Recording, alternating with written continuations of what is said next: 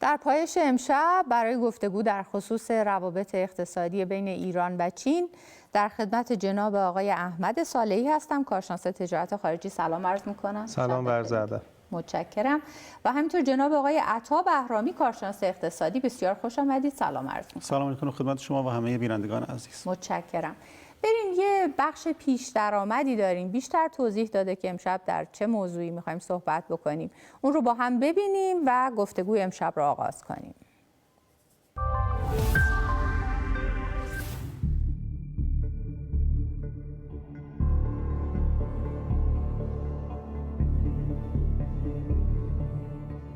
در شرایطی که غربی‌ها تلاش می‌کنند تا مشابه اواخر دهه 80 با استفاده از اسنپ‌بک و ابزارهای دیگه فشارهای اقتصادی علیه ایران را بیشتر کنند، صحنه دیپلماسی جهانی شاهد تغییراتی تازه است.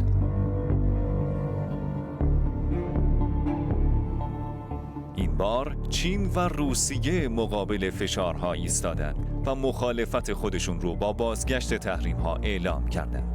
این موضوع از اونجا اهمیت بیشتری پیدا میکنه که چین امروز اولین قدرت اقتصادی جهانه، با جمعیتی بیش از 1,400,000,000 نفر و اقتصادی که بیش از 18% تولید ناخالص داخلی جهان رو در اختیار داره. نقش کلیدی در معادلات اقتصادی بین المللی ایفا میکنه. در این شرایط توسعه همکاری با پکن یک ضرورت استراتژیک برای ایران در برابر فشارهای فزاینده غربه. در این برنامه بررسی می‌کنیم که این همکاری چطور میتونه افزایش پیدا کنه که به فرصت‌های سیاسی و اقتصادی تازه برای کشور تبدیل بشه.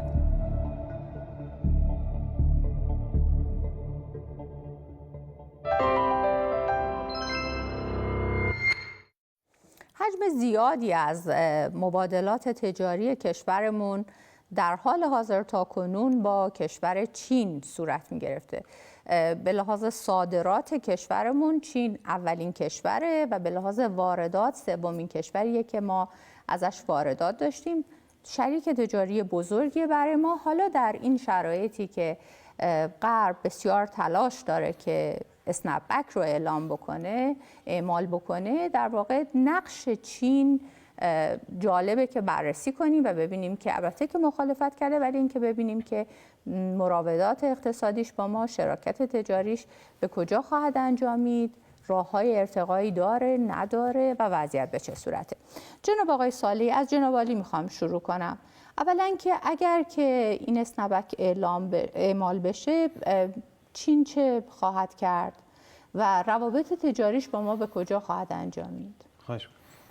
به نظرم چین همون کاری رو خواهد کرد که اعلام کرده، یعنی با توجه به اینکه مبنای حقوقی و قانونی یا اون چیزی که در داخل خود قطعنامه 1929 اومده reasonable grounds یا مبانی قابل اتکایی رو برای بازگشت قطعنامه ها چین نمیبینه، به نظر میاد که به همون روشی که با ما کار میکرده ادامه میده. حالا این تازه با این فرض هست که ما در دنیا سال 2015 زندگی کنیم، یعنی چین بنا داشته باشه که به مر قطعنامه‌های شورای امنیت و غیره بخواد عمل بکنه.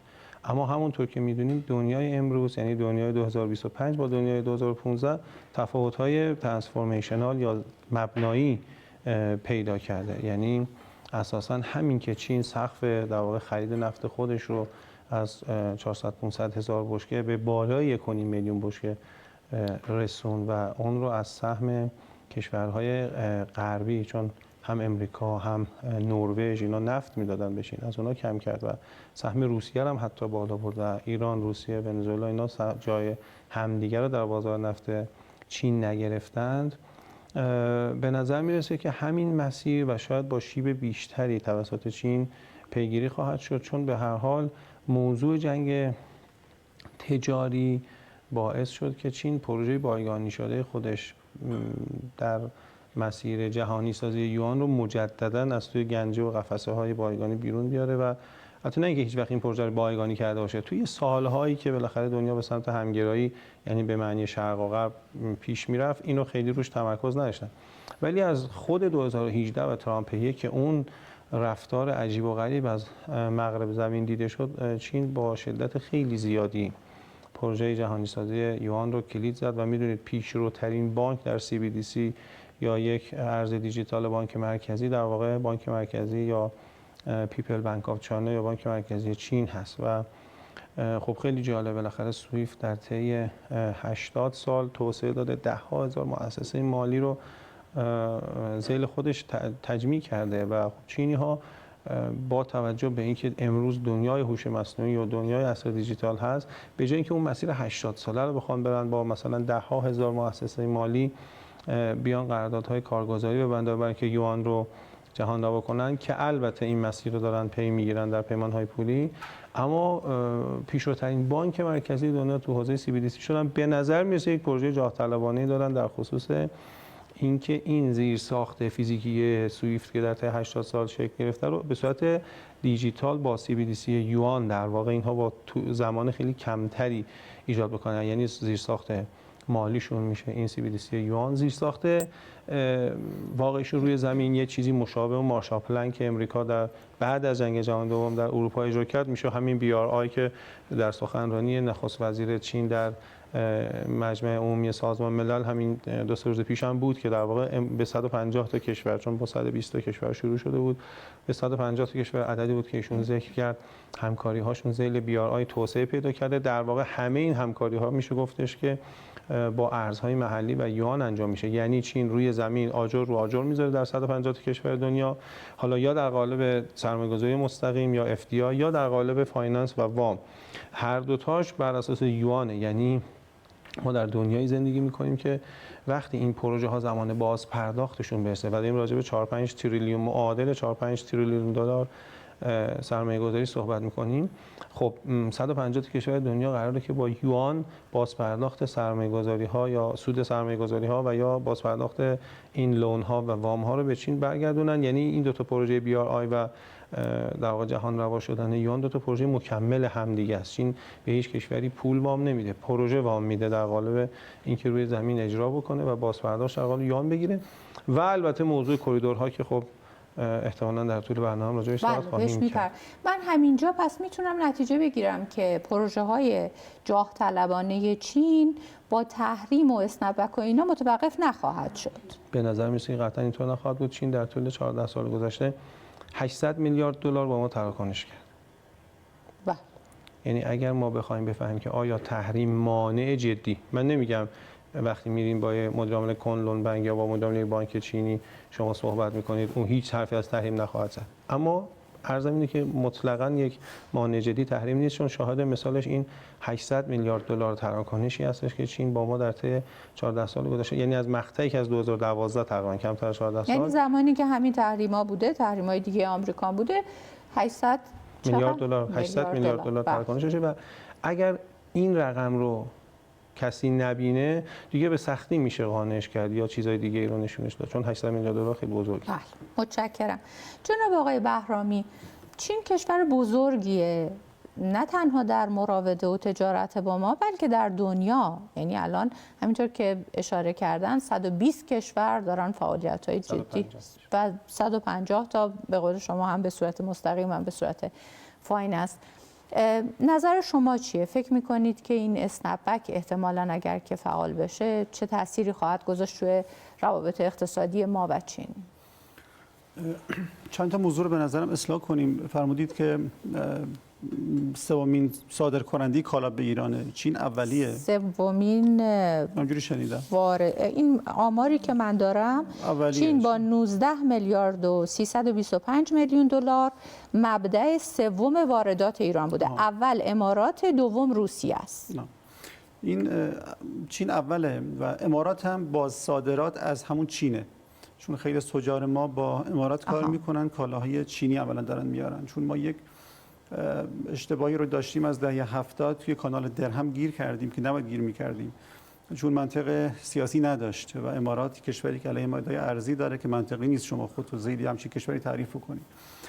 چین الان اقتصاد اول دنیاست، نزدیک 39 تریلیون دلار حجم اقتصادشه با برابری قدرت خرید، یعنی حجم واقعی اقتصادش.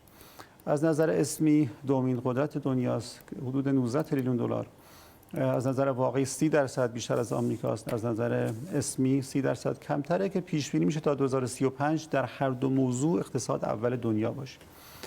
وقتی قطعنامه 2010 صادر شد 1923 ما در سال 2010 دیدیم که خب چینی‌ها با ما همچنان کار می‌کردن و ما مشکلی عملاً نداشتیم. یعنی آنچه که در ایران به عنوان تحریم شناخته میشه بعد از تحریم یک جانبه آمریکاست که بانک مرکزی ما تحریم شد و ما از سویفت اخراج شدیم. اما کنترل بانک به سرعت ایجاد شد و خیلی هم راحت این کار رو ما شکل دادیم و داشت کار میکرد تا زمان برجام و جالبه که بعد از برجام از بین رفت. یعنی چینی‌ها در اون مقطع که فضای نظام جهانی با الان بسیار فرق میکرد که دقیق فرمودید اشاره کردیم بهش، باز هم ما کار میکردن چون به هر حال چشمانداز بلند مدت رو میبینن و هیچ کشوری روزمره تصمیم گیری نمیکنه. چینی‌ها هم برای BRI به ایران خیلی احتیاج دارن، یک کمربند یک جاده، و هم این که در به هر حال امنیت انرژی خیلی کلیدی برای چین، هم خود ایران مهمه و هم کشورهای عربی که فاقد استقلال سیاسی هستن مهمن. چون اگر ایران به هر حال دچار مشکل اساسی بشه عملاً چینی‌ها از انرژی محروم میشن و فقط باید به روسیه بسنده کنن که اونا اصرار دارن که تقریباً 1/5 بیشتر به هر مبدعی وابسته نباشن، غیر از گاز که بعد از این تهدیدی که غربی‌ها علیه روسیه انجام دادن قدرت سیبری 2 رو هم فعال کردن. یعنی نشون دادن که بازی ژئوپلیتیک رو به خوبی متوجه میشن و اینکه در سند امنیت ملی چین که حدود 4 ماه پیش منتشر شد رقیب اصلی رو، نه رقیب، دشمن اصلی رو آمریکا فرض کرده و از اتحاد راهبردیش با روسیه و پروژه کلانش هم کاملا اسم میبره.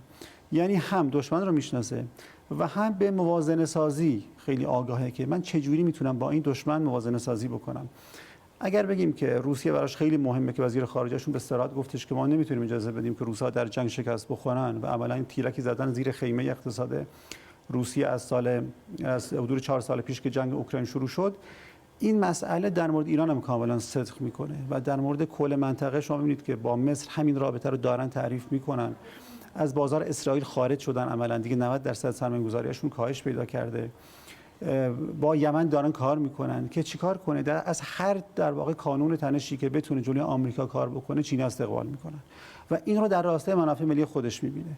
به همین خاطر ما باید بیایم این صادرات سنگین و واردات سنگینی که با چین داریم که در داخل به غلط میگن 15 میلیارد دلار، شنیدین دیگه، میگن مثلا با آمریکا چند 600 میلیارد دلار تجارت داره، با ایران 15 تا، پس اون از این بیشتر بقیه.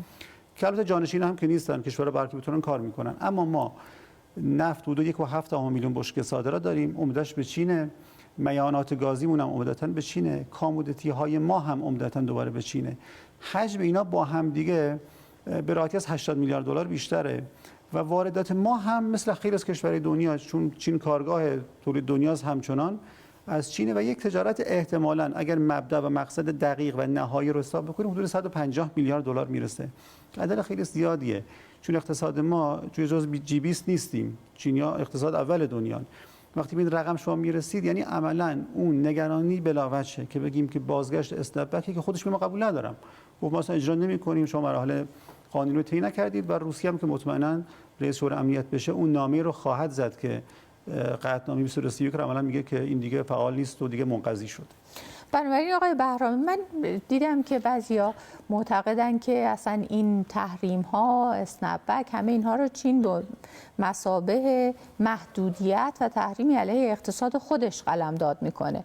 حالا ممکنه که بر ما اعمال بشه ولی عملاً به دلیل اینکه میخواد محدودیت هایی در صادرات ایجاد بکنه تهدیدی برای خودش میدونه. شما به درستی اشاره کردین که دشمن خودش تلقی میکنه آمریکا رو، نه تنها رقیبش.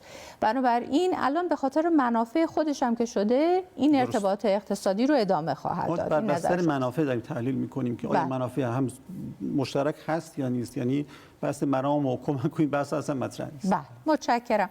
بریم یه گزارشی در واقع باز تحلیلی همکاران من آماده کردن، اینکه هم ایران همواره علاقه‌مند بوده که مراودات اقتصادیش رو گسترش بده و هم چین، اینکه گسترش پیدا کرده یا نه و موانعش چیه و چه کار باید بکنیم که این ارتقا پیدا بکنه رو بعد از اینکه برگردیم در موردش گفتگو خواهیم کرد.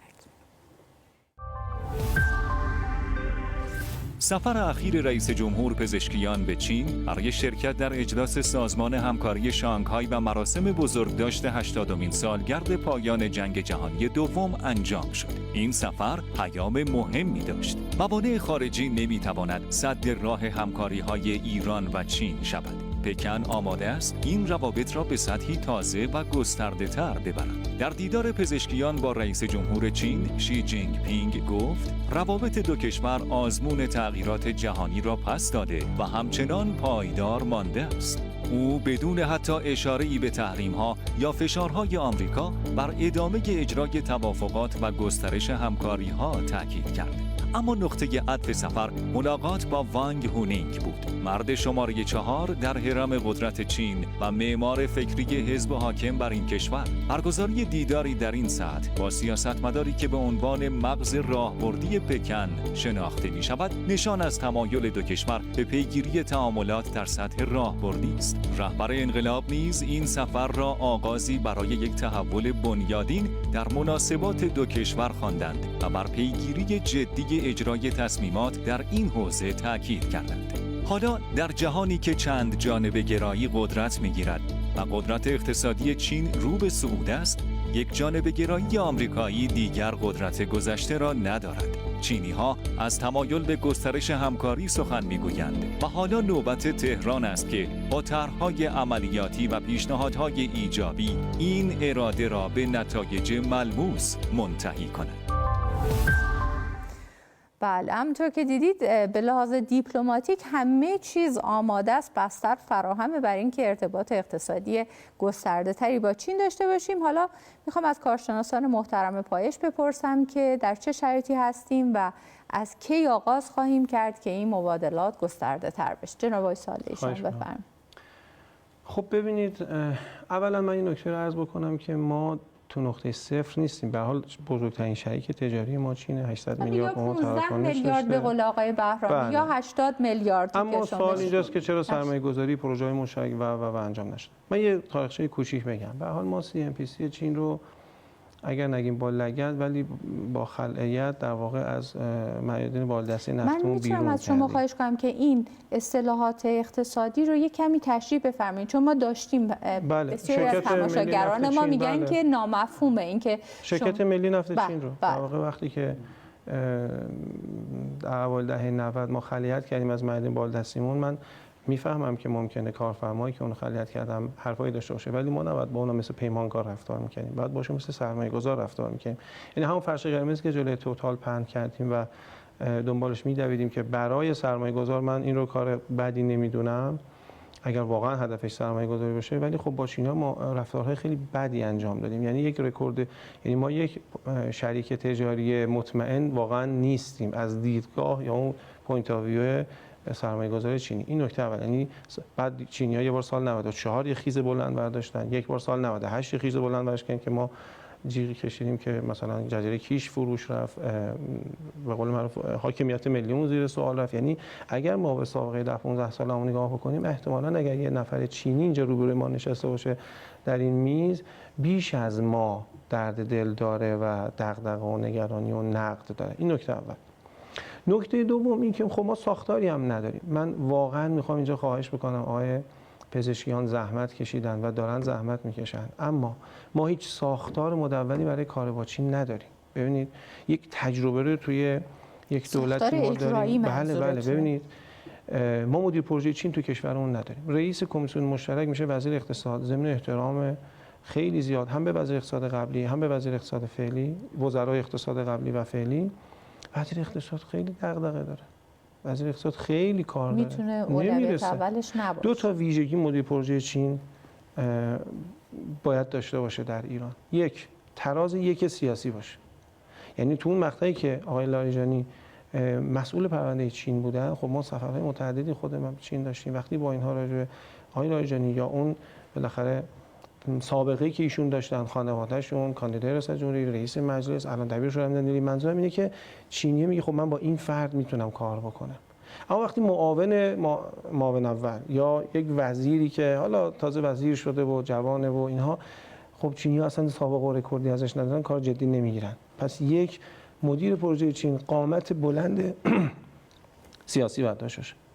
2 باید بیکار باشه، یعنی هیچ کار دیگه غیر از این نداشته باشه. این متمرکز باشه. بله، یک وزیر یا معاونش یا من یه قائم مقام مشتق این کار در نمیاد. این نکته اول. یعنی ما تو اون مقطع 15 تا کارگروه داشتیم در حوزه حمل و نقل، در حوزه آی سی تی، در حوزه امنیتی، در حوزه همکاری دانشگاهی، در حوزه نفت و گاز، در حوزه پولی بانکی، در حوزه و من بخشی از اینها که مثلا در حوزه نفت و گاز هست صورت جلسات هفتگی مرتب، یعنی اگر تو اون مقطع چیز میاد میگه با شما میخوایم کار بکنیم، یه پکیج کامل اون کارگروه میتونست بذاره جلوی شما که این 20 تا کار رو ما الان پتانسیلش رو داریم که با چین انجام بدیم. الان این نیست. حتما در گوشه از کتابخونه ها، اندیشکده ها یا وزارتخونه های ما چیزای پراکنده ای هست. اون ساختار جمع شد. الان کیه مدیر؟ الان من سوال میپرسم از مردم، مدیر پروژه چین در ایران کیه؟ اشاره کردین که وزیر اقتصاده، ولی وزیر اقتصاد خیلی کار مدیر پروژه چین به نظر شما الان خودمون تو این 3-4 سال گذشته، من نمیگم تو 1 سال گذشته، تو 4 سال گذشته، پس مدیر پروژه ما نداریم. وقتی راجع به پروژه ما مدیر پروژه نداریم، چه سوالیه که بپرسیم چرا نتیجه نگرفتیم؟ این نکته اول. نکته دومی که در حالا چیکار باید بکنیم، حتما من یاد میگیرم بیشتر از فرمایشات های بهرامی، بخشیشو خواهش می‌کنم که ایشون توضیح بدن، ولی اولین گام به نظرم همون حوزه انرژیه. ما باید ببینیم دغدغه‌های چین در اون بازی بزرگ بین‌المللیش چیه.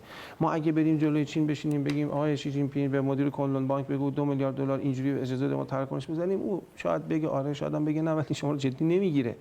شما یه بسته 100 ساله گذاشتین جلوی چینی‌ها. پاکستان در BRI یا همین CPEC که مهمترین حلقه BRI هست، یعنی CPEC مخفف چاینا پاکستان اکونومیک کوریدور، یعنی کوریدور یا واقعا حالا کوریدور نمیدونم معنیش چی میشه، کوریدور اقتصادی چین پاکستانه. پاکستان با یک جلگه حاصلخیز و بندر گوادر قراره که غذای مردم چین در 200 سال آینده رو تامین کنه. یکی از مهمترین کارها امنیت غذایی. درست شد؟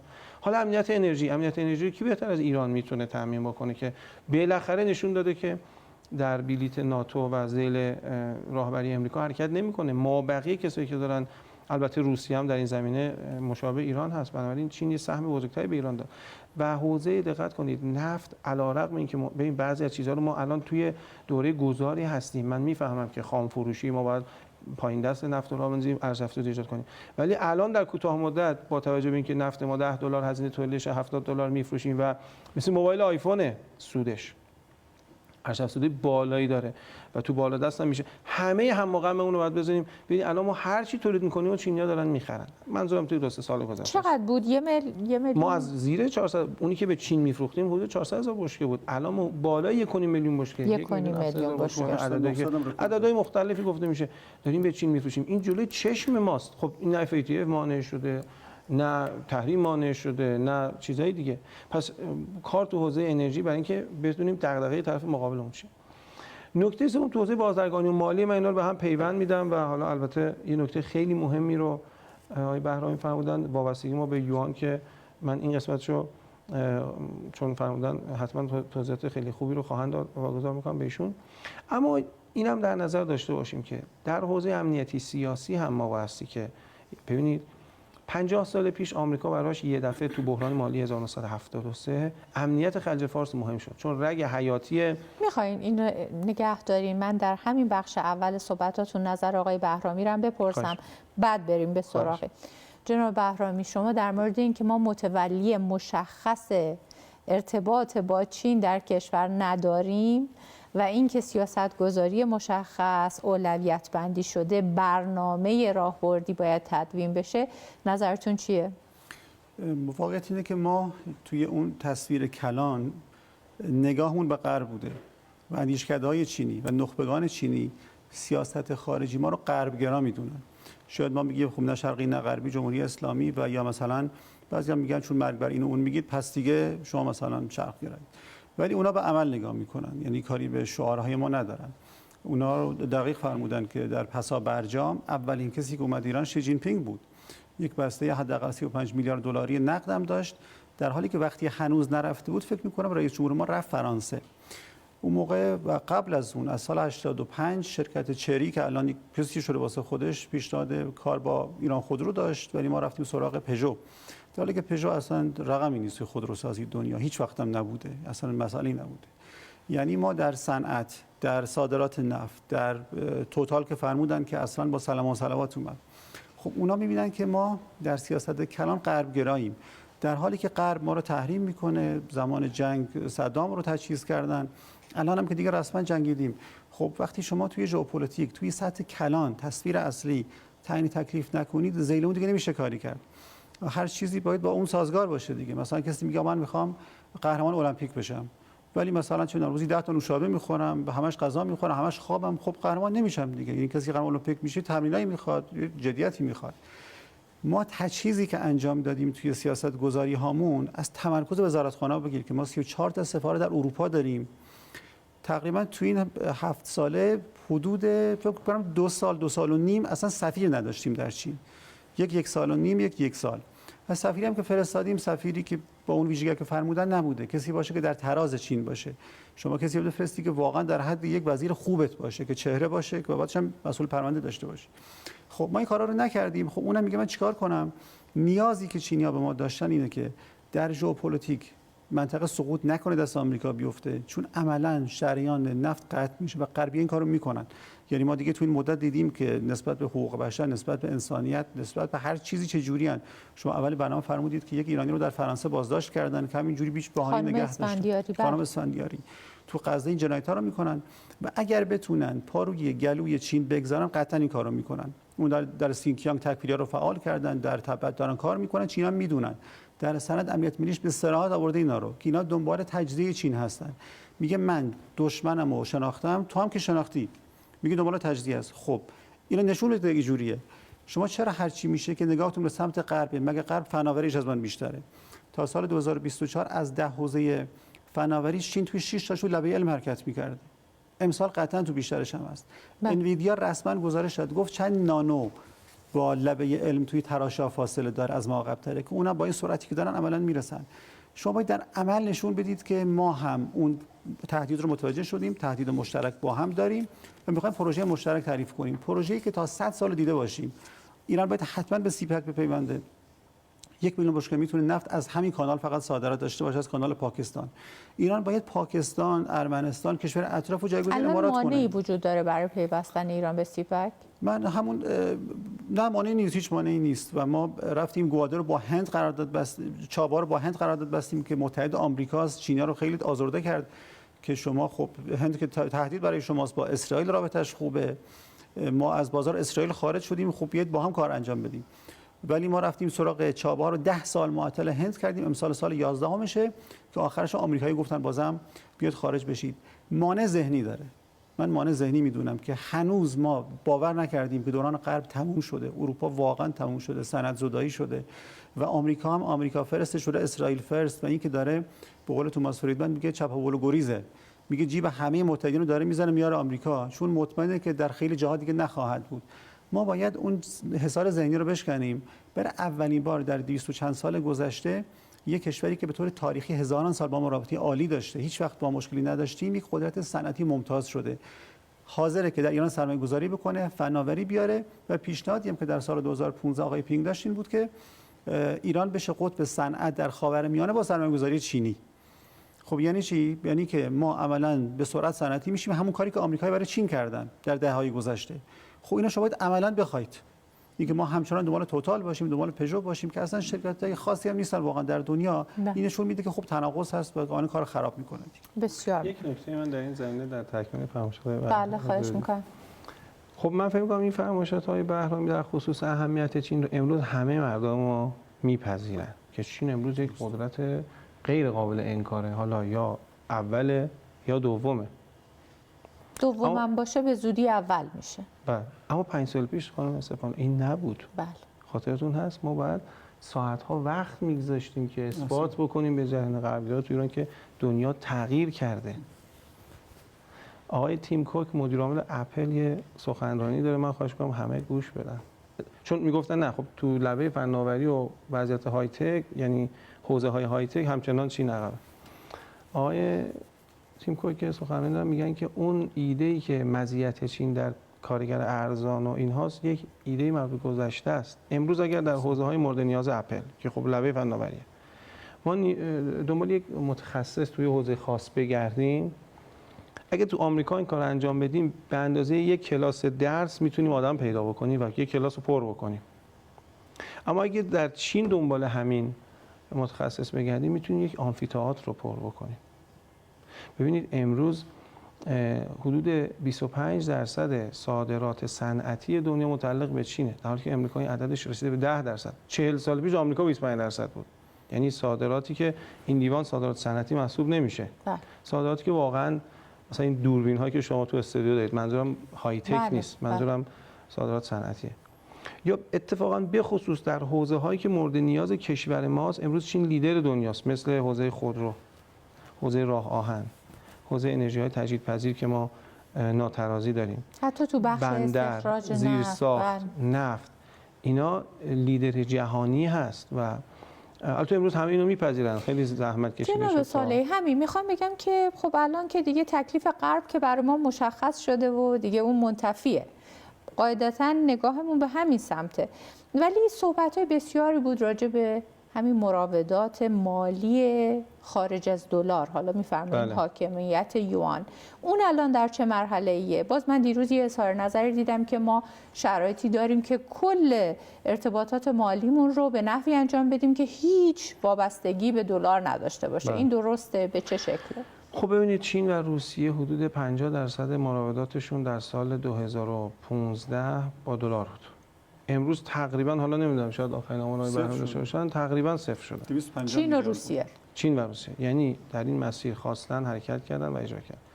خب ما واقعا شاید من قبل از جلسه هم داشتم آقای بهرام میگم، شاید مهمترین اتفاقی که الان تو کشور ما نیاز داریم اینه که یه کارگروهی، یه جایی، یک نهادی یا ارگانی تشکیل بشه از همه بازیگران این حوزه، یعنی از کسایی که صرافی دارن، از کسایی که تاجرن، از کسایی که تو بانک تجاری دارن کار اپراتوری در واقع تراکنش‌ها رو انجام میدن، از کسایی که توی بانک مرکزی و وزارت اقتصاد دارن کار حاکمیتی انجام میدن، از کسایی که استراتژیستن، از یک زاویه بالاتری به موضوعات ژئوپلیتیک نگاه میکنن یا اقتصاد و سیاست رو با هم میبینند و یه جدول سوات یا یه جدول در واقع فرصت، تهدید و ضعف و قوتی تشکیل بدن نسبت به اینکه آقا بالاخره این سهم یوان چرا در واقع وابستگی ما به درهم چرا کم نمیشه. شاید اصلا به این نتیجه برسیم که نیازی که با 20% وابستگی به درهم داشته باشیم. چون 2 دقیقه فرصت داریم. اینا خیلی سریع جمع. بنابراین چون این تجربه رو در مورد روسیه ما داریم، ما الان رابطه کارگزاری رسمی داریم، یعنی LC میتونن تجار ما بگیرن، LC بدن، وزن نگرفته ولی به صورت رسمی داره انجام میشه.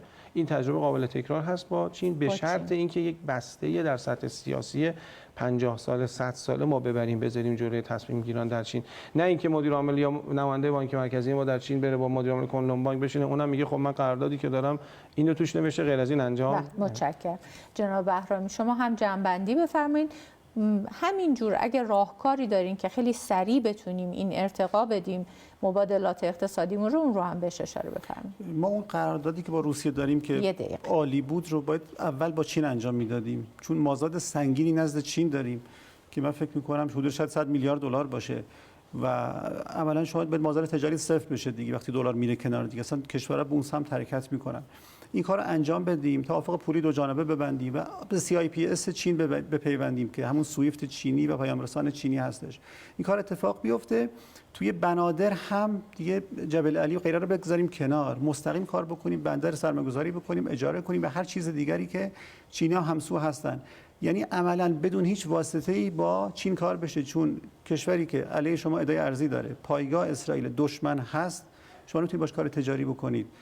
روس‌ها و چینی‌ها با هم 100 تا 250 میلیارد دلار حذف کردن، 2 سال این کارو کردن. ولی متاسفانه ما الان از سال 2012 که 11 که تحریم شدیم، الان 14 ساله که تو نقطه صفر هستیم که ازش بگذریم. خیلی متشکرم. جناب آقای احمد صالحی کارشناس تجارت خارجی، جناب آقای عطا بهرامی کارشناس اقتصادی، از حضورتون در پایش بسیار سپاسگزارم.